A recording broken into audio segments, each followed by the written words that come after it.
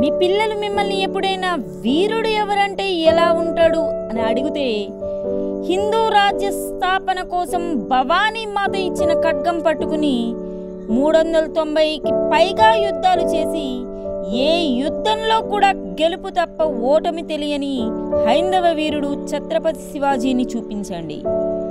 మరాఠా యోధుడు భవానీ మాత చేత వీర ఖడ్గం పొంది నా గమ్యం గమనం హిందుత్వమని నినదించినవాడు, మొఘల్ సామ్రాజ్యాన్ని ఎదిరించి ఛత్రపతిగా పేరుకెక్కినవాడు శ్రీ ఛత్రపతి శివాజీ మహారాజ్ యొక్క జయంతి నేడు. ఛత్రపతి శివాజీ జయంతి సందర్భంగా కొన్ని విశేషాలు ఇవాల్టి వీడియోలో చూద్దాం. శివాజీ సామాన్య శకం 1630 ఫిబ్రవరి 19న వైశాఖ మాసపు శుక్లపక్ష తదియనాడు పూణే జిల్లాలోని జున్నార్ పట్టణం దగ్గర శివనేరి కోటలో షాహాజీ జిజియాబాయి దంపతులకు జన్మించాడు. వీరు మహారాష్ట్రలోని వ్యవసాయం చేసుకునే భోస్లే కులానికి చెందినవారు. శివాజీ తల్లి జిజియాబాయి యాదవ క్షత్రియ వంశమునకు చెందిన ఆడపడుచు. శివాజీకి ముందు పుట్టిన అందరూ మృతి చెందగా ఆమె పూజించే దేవత అయిన శివై పార్వతి పేరు శివాజీకి పెట్టింది.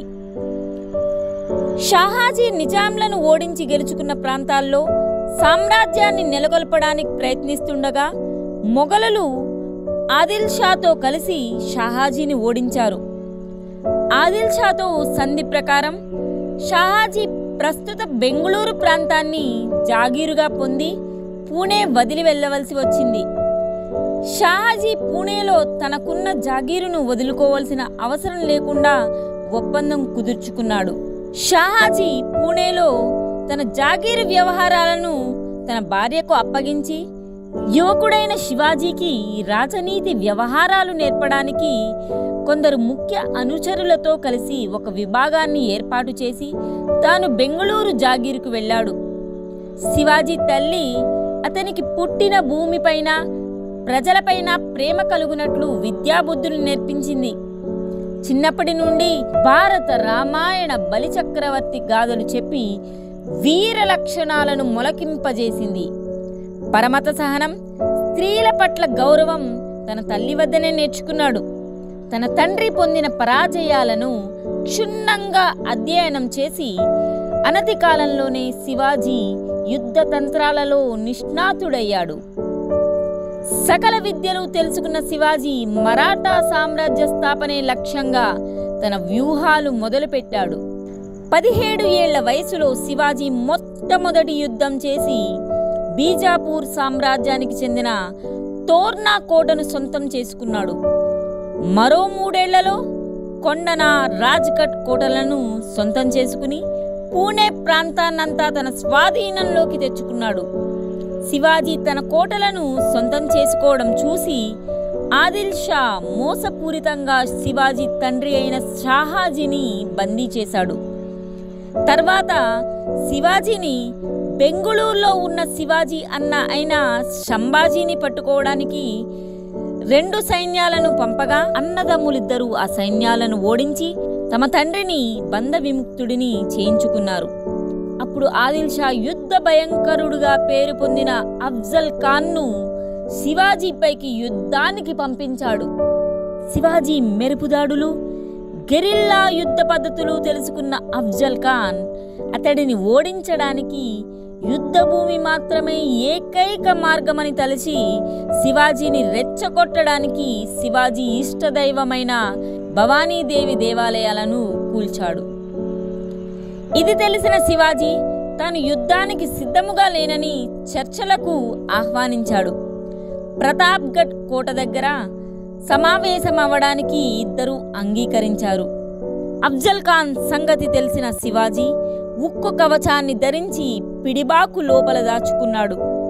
ఇద్దరూ కేవలం తమ అంగరక్షకులతో గుడారంలోకి వెళ్ళి చర్చలు జరుపుతుండగా అఫ్జల్ ఖాన్ దాచుకున్న కత్తితో శివాజీ పైన దాడి చేసినప్పుడు ఉక్కు కవచం వల్ల శివాజీ తప్పించుకున్నాడు. అంతలో అడ్డు వచ్చిన అఫ్జల్ ఖాన్ సైనికాధికారులను శివాజీ సైన్యాధికారులు అడ్డుకొనగా శివాజీ తన దగ్గర ఉన్న పిడిపులి గోర్లతో అఫ్జల్ ఖాన్ పొట్టను ఉగ్ర లక్ష్మీ నరసింహస్వామి వలె చీల్చి చెండాడుతాడు. అఫ్జల్ ఖాన్ తప్పించుకుని గుడారం నుండి బయటకు పారిపోతుండగా ఒక వేటుకు శివాజీ అఫ్జల్ ఖాన్ తల నరుకుతాడు. అఫ్జల్ ఖాన్ సేనను శివాజీ సేన దట్టమైన అడవుల్లో అటకాయించి మెరుపు దాడులతో మట్టి కరిపించింది. ఈ విజయంతో శివాజీ మరాఠా యోధుడిగా మహారాష్ట్ర అంతా పేరు తెచ్చుకున్నాడు. ఎలాగైనా శివాజీని అణచాలని బీజాపూర్ సుల్తాన్ యుద్ధ వీరులుగా పేరు తెచ్చుకున్న ఆఫ్ఘన్ పస్తూన్ సైనికులను పంపగా శివాజీ సేన వేల సంఖ్యల్లో పస్తూన్లను చంపి విజయం సాధించింది. ఈ సంఘటనతో శివాజీ కీర్తి ప్రతిష్టలు భారతదేశమంతటా వ్యాపించాయి. ఎందరో హిందూ రాజులకు శివాజీ ఆదర్శంగా నిలిచాడు. శివాజీ సుదీర్ఘ యుద్ధ కాలంలో లెక్కలేనన్ని యుద్ధాలు చేసినా ఎన్నడూ పవిత్ర స్థలాలను ధ్వంసం చేయలేదు. యుద్ధంలో ఓడిపోయిన శత్రువుల రాజ్యంలో ఉన్న యుద్ధం చేయలేని వారికి, స్త్రీలకు, పసివారికి సహాయం చేశాడు. దీనికి ఒక చిన్న ఉదాహరణ చూద్దాం. ఒకసారి శివాజీ సైనికాధికారి ఒక చిన్న ముస్లిం రాజును ఓడించి అతడి అందమైన కోడలను తీసుకొచ్చి శివాజీ ముందు ప్రవేశపెట్టాడు.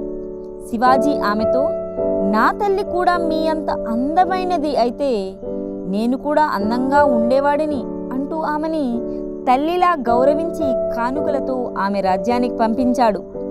శివాజీ లౌకిక పాలకుడు. శివాజీ అన్ని మతాలకు అనుకూలంగా ఉండి అన్ని మతాల ప్రజలను బాగా చూసుకునేవాడు. ముస్లింలకు వ్యతిరేకంగా అనేక తిరుగుబాట్లు చేసినప్పటికీ ఆయన పాలనలో ముస్లింలు తగిన విధంగా గౌరవించబడ్డారు.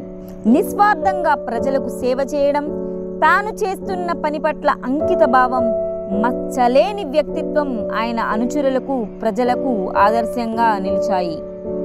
భారతదేశాన్ని ఎందరో రాజులు ఏలినప్పటికీ ఈ లక్షణాలే శివాజీని గొప్ప రాజుగా చేశాయి.